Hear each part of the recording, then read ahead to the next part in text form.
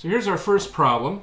It's a dangling parallelogram. So it's a 4-bar linkage, bar 1 being ground. And so what we have here is there's an input. It's a moment applying 15 foot-pounds here to CD. All right. The weight of AB and CD is 8 pounds. The weight of this horizontal bar here is 10. And there's also another input. So we have two inputs coming here. I have a force P that's applied at D, and it always stays horizontal. Now, so here's the understanding. D is obviously going to move in this circular path, and P is going to follow it and stay horizontal the whole way. So it's kind of like this, if you look at the pen. All right. We're going to measure theta off of this downward vertical, and everything will be modeled as a thin rod. Now, both of these on both sides, it's a little ugly, are 2 feet long. And so as a result, as we got a parallelogram, it means this side here, because this and this must have the same velocity, it says since these both have the same velocity, it means omega for the link AD is 0. This is not rotating at all. It's going through translation. All right. So let's see what we need to do here. So for this problem, it says at theta 0, we are told that the initial velocity here, or the velocity of the first state that we know, WAB is 2 radians per second. Okay. And so it says, find omega AB, which will of course be omega CD as well, when theta gets to 90 degrees. So that means when these rotate up to here. So you'd have CD here, then you'd have D to A, and A to B coming back. All right, so we have the problem. So this is an energy problem. We have basically displacement and velocity, so those are our clues. So we have the energy equation. And so generally how I go about doing these things is just kind of start knocking off each one of the terms. So let's just go down and start knocking them off. So what is T1? Okay, it's initial kinetic energy of our first state, and it is not 0. We're given that we have motion at theta equals 0 degrees. So this is our first state that we know. And so let's look what's happening here. We have kinetic energy for this piece and that piece. Now they are both moving identically, so the kinetic energy is the kinetic energy of this one plus that one. All right, so this is the 2. Now if we look at these are slender rods. One is rotating about B, one is rotating about C. All right, when slender rods are in pure rotation about their end, we can take the moment of inertia about B and C, and it will be 1/3 ml squared. All right, so rather than having to do the 1/2 mv squared for the center of gravity, which will be in the center, plus 1/2 Ig squared omega, all right, we can just look at, because we're in pure rotation, about B and C. So that gives us 1/2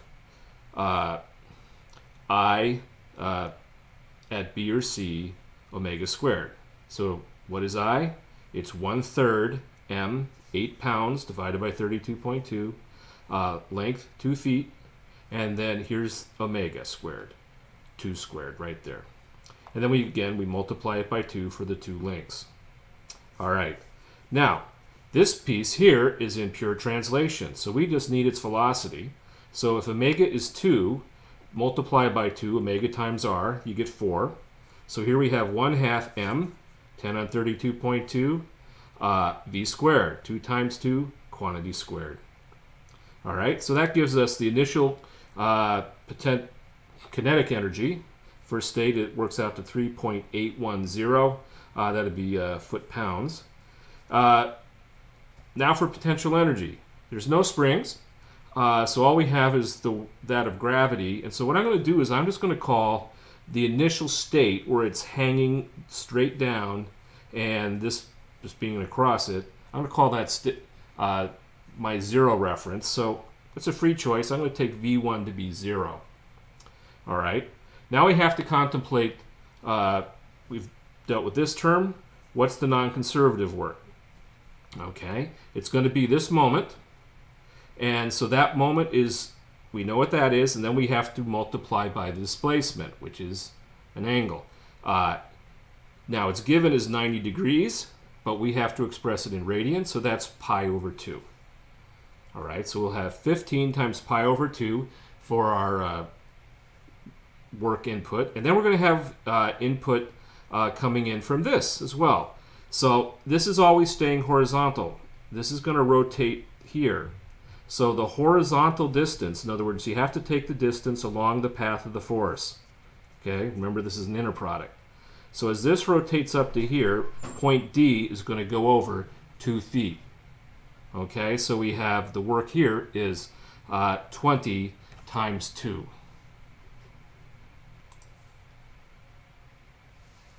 So we can see that here. Here's the work. So the work due to the moment, m theta, the work due to the force P, and the horizontal distance the force went through. All right, well that takes us to the next kinetic energy, state 2, and that's obviously what we'd like to know. This time we have an unknown. So basically it's the same thing here, except we're just going to replace this 2 radians per second with the unknown omega. So that 2 becomes omega squared. Here, velocity was omega times r, 2 times 2. We'll just replace that omega with the 2 with omega. So as you can see here, 1/2 m 2 times omega in the second state. So same basic term. This works out to 0.9524 omega squared. So that takes us to V2. And so we're just going to measure everything from where it was to where it is now. So this is rotating up. It's moving up 2 feet. So that's 10 times 2. It moved up 2 feet. The center of mass here, as this rotates up, will move up 1 foot. So I have A, B, and CD. That's why we have a 2. 8 pounds goes up 1 foot. That's all there is. Solve for omega, and we get 5.739 radians per second. Now we're going to do this problem again. Same problem with one twist. Rather than take it all the way up to 90 degrees, let's find omega at 45. Okay, so we'll have D up over here. Okay, so if we do that, let's just move the picture over. Picture's still relevant. All right. And so this is still an energy problem.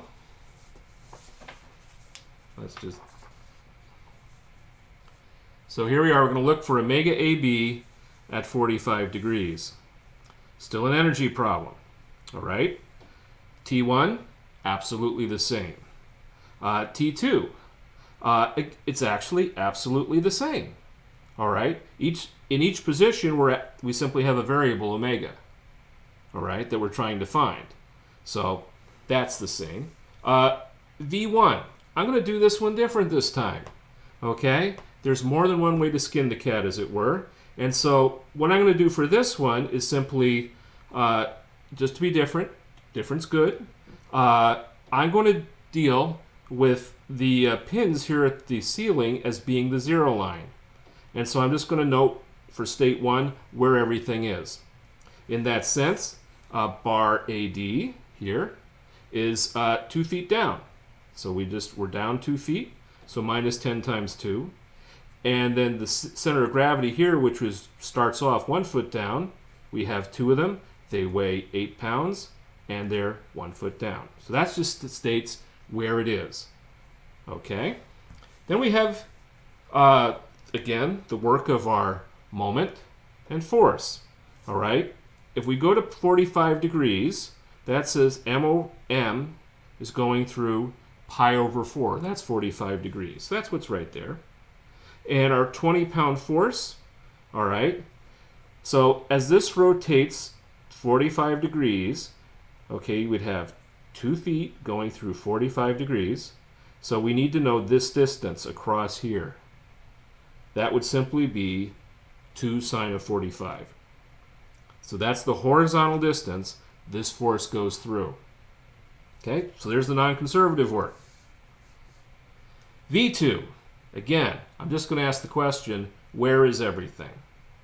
All right, so as this rotates like so, then this goes through 45. I need the distance this far down. This would be 2 cosine 45 would describe where this piece is. So it's still below our 0 reference. So it's minus 10, 2 cos 45. This piece, okay, here's CG.